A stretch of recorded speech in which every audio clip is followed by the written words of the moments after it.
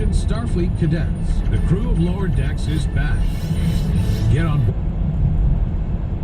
And with this act, the Biden administration, the Democrats, have engaged in a seditious conspiracy against these United States. CNN reports Biden administration sues Texas over state's controversial immigration law. And I mean it. I think it's serious. Every day, we have been seeing around 10,000. 10,000. These are small towns. 10,000 illegal immigrants crossing the border illegally. The Biden administration has begun to facilitate the human trafficking. Yes, literally. I'm not being cute. Coyotes and human traffickers are bringing people across.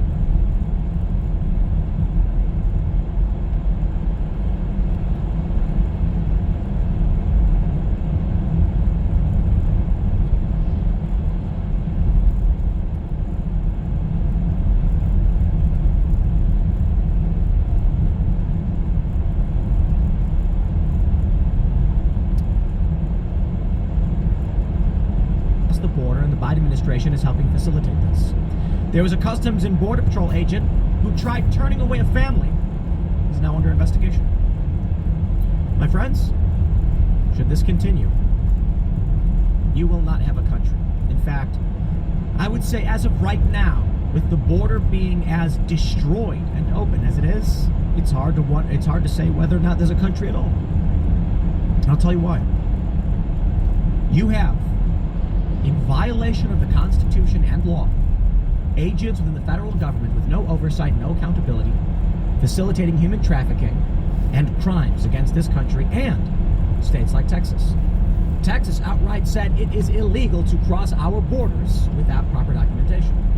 Joe Biden says we're going to sue you to stop you from being able to enforce the law as it is codified federally and locally. So what is this?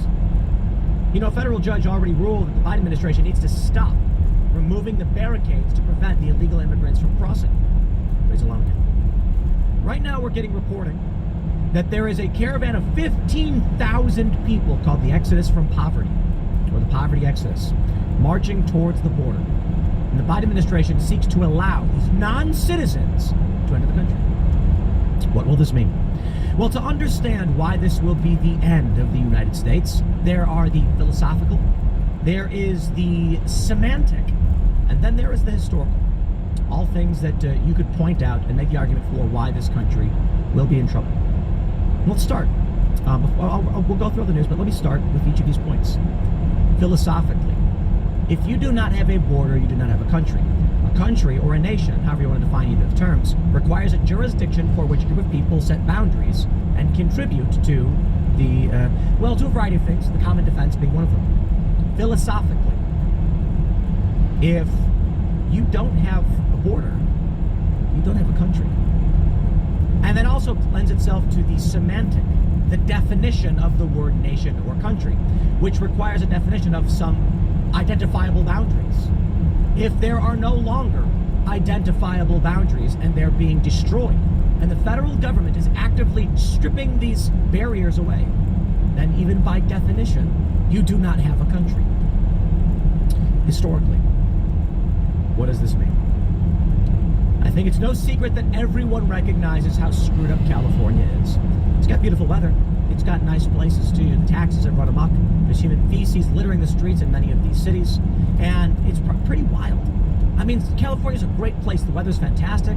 A lot of farming being done there, a lot of food being produced. But you take a look at how the government is run, and it's chaos. I mean, how long has Skid Row been a thing in Los Angeles? It's the epitome of all the sci-fi dystopian novels. We know that California is a pretty screwed up place. Now, I can respect there are a lot of people that recognize the good that it has. It's got mountains, it's got beaches. You can go snowboarding in California. It's a big state. And there are a lot of great things about it. And good people there. A lot of people there, 30 plus million. But governance, homelessness, prices, it defines, it exemplifies dystopia. Ronald Reagan was, a lot of people like to say he was a good president. They love him so much. I don't. no-fault divorce, gun control, amnesty for millions of illegal immigrants. To be fair, no-fault divorce was a product of his governorship, not his presidency.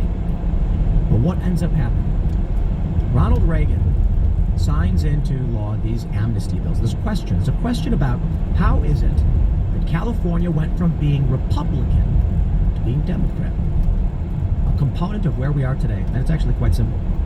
Many people point to Proposition 187. It was a proposition that would say non-citizens do not get access to public services. And there were protests and revolt. And it resulted in many of those non-citizens who eventually received amnesty into supporting their non-citizen friends in the most silly and obvious move imaginable. And that's thanks to Ronald Reagan. I'm from the United States. My family, every one of them, is from the United States. My grandparents, or I should say one of my grandparents, is an immigrant. And if you go far enough down the line, there is a mix of some immigrants and some non-immigrants. But I think it's fair to say we are a nation of immigrants. They say that all the time. Yeah, but like, I don't really count the people that were in my family who were here, you know, like 300 or 400 years ago. Like if you were here before the country was a country, then they're not immigrants. Although many people will make that argument. As this, being born here, believing in this country, coming from a family, even those immigrants who came here who assimilated, I value the traditions, the moral frameworks, the worldview that Americans have. Now, for those that come to this country from other places in the world, they hold a different moral framework. Their culture is not a part of ours. And as many of these immigrants come here and they don't assimilate, you end up with multiculturalism and fractured worldviews within the nation. Now, I'm all for immigration.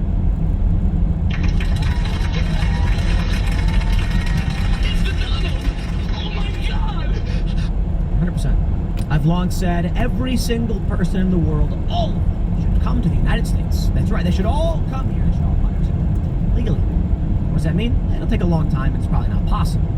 But to all of the legal immigrants and legal asylum seekers, I have tremendous respect for them. And I want to do everything in my power to help them. For I do believe that this great nation does have a responsibility to help those in need who seek it. I really do. But that doesn't mean you come here illegally. It means that, if I'm going to run into a burning building to try and save someone's life, you can't grab onto my leg and force me to drag you out of that building. I'll determine how I save those I can save. What we have here, with this mass illegal immigration facilitated by the Biden administration, as well as the trafficking of minors, is the subversion and destruction of the United States as we know it. Tens of thousands of people every single day. In the past 3 years, it is estimated to be between 6 and 7 million non-citizens brought into this country. You need only take a look at what happened in California with Prop 187 to understand how this results in the destruction of a country. Because you need only take a look at what California has become. And I know there's good things about it. Nothing's all bad. Well, some things are bad, right? But I mean, like, in terms of the state of California, there are good people there, and 10 million Republicans. Not all the Republicans are good, mind you.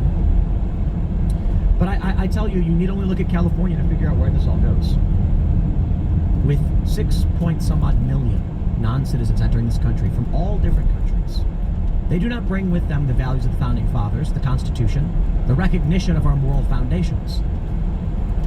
If these people are granted amnesty, they will bring into this country a worldview that is alien to the United States. And it's not meant to be a dig, it's in the literal semantic definition. Something not a part of our founding traditions and moral frameworks. 6 million. It's a tremendous voting bloc. But I'm not even so much concerned about whether or not they will be granted amnesty.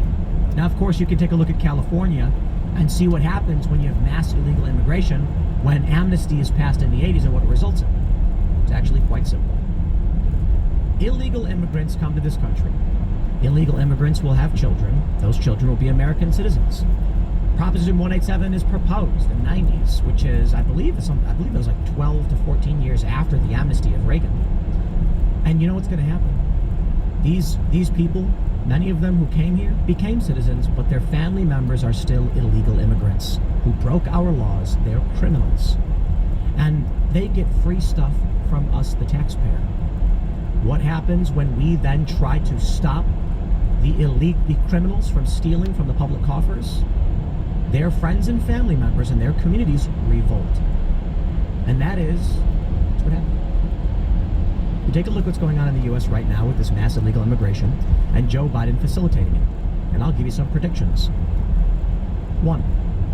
There's an amendment that was proposed. Thomas Massey is a co-sponsor. Forgive me, I forgot who the drafter was. That argues that congressional seats must only be apportioned based on citizens, not population size. Because right now, they estimate that there are several seats. I think they say like 5 to 7 extra seats in California based on illegal immigrants. Why? They'll go to an area, they'll ask how many people live here. They don't care if you're a citizen or not. They'll then give you a congressional seat. Why are members of Congress representing non-citizens? Does it make sense? They don't pay into the public coffers. Now, the left will argue they do, but not all of them do, and many of them work under the table. They're not citizens. They can earn their citizenship fine, but they came here illegally. They're criminals. I think immigration's great. I think we gain so much from immigration. Really do. And I know there are a lot of people on the right that are like, no, all immigration should be stopped. No. Immigration's fantastic. It's got to be legal. There's got to be proper planning for economics, placement, assimilation, etc. We want to preserve our Constitution and our rights. But here's what I see happening. They're going to bring in 6 million plus people. They're sending them to certain areas. Ask yourself why. Why are these immigrants being brought to certain cities? This will shift the demographics and the voting patterns of the city. More importantly, it will bolster the amount of congressional representatives that these cities have by adding tens of thousands or hundreds of thousands of people. A city that should get maybe 1 rep will now have 2. Not because there are more citizens who should be represented, but because the Biden administration facilitated human trafficking and brought people into that place.